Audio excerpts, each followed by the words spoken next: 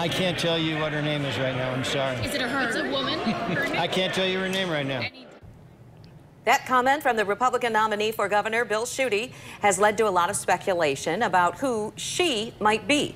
24-hour News 8 political reporter Rick Alvin is here with a look at some possibilities, Rick. I can speculate just like everybody else Yeah, is. right. You know, we know this choice is going to come relatively soon. The choice of a running mate, often the focus of a good deal of conjecture with political pundits assessing the impact of one possibility versus another.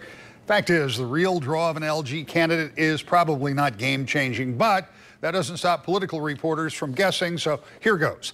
The Attorney General has already signaled it's going to be a woman as his number 2. So who could that be? Who would be under consideration? Someone with experience and preferably from the vote-rich southeast side of Michigan. Maybe.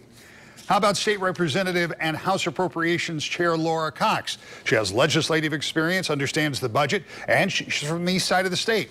That might create some geographical balance. But she's also poised to win her first term in the state Senate in November and may not want to gamble on the governor's race. Former Secretary of State and Congresswoman, current Macomb County Public Works Commissioner Candace Miller. She has massive name identification, a favorite of Republicans, but she left Congress presumably to be closer to home and passed on her own run for governor earlier this year.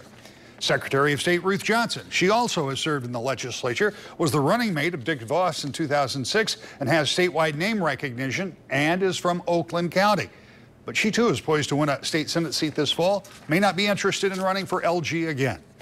Senator Margaret O'Brien. O'Brien is in a tightly drawn Senate district in Kalamazoo County, has a long legislative career. She's currently running for her final term in the Senate. She could bring some expertise to the ticket, though geographically doesn't add a lot. And finally, Senator Tanya Shoemaker. She's from Van Buren County. She is term limited, and as a fellow attorney might make a good fit for the Attorney General turned candidate for governor. Shoemaker, however, is making her own bid to become the Republican candidate for Attorney General and has not expressed any public interest in the number 2 spot.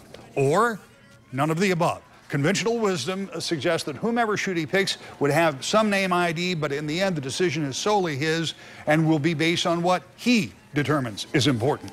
As a side note, talk of forcing Schuette to take someone not of his choice at the state convention, which has been suggested by some supporters of former candidate for Governor Patrick Colbeck, have virtually no chance of materializing. Schuette will likely make his choice known in the next week or so. State Republican convention to ratify his pick is August 25th.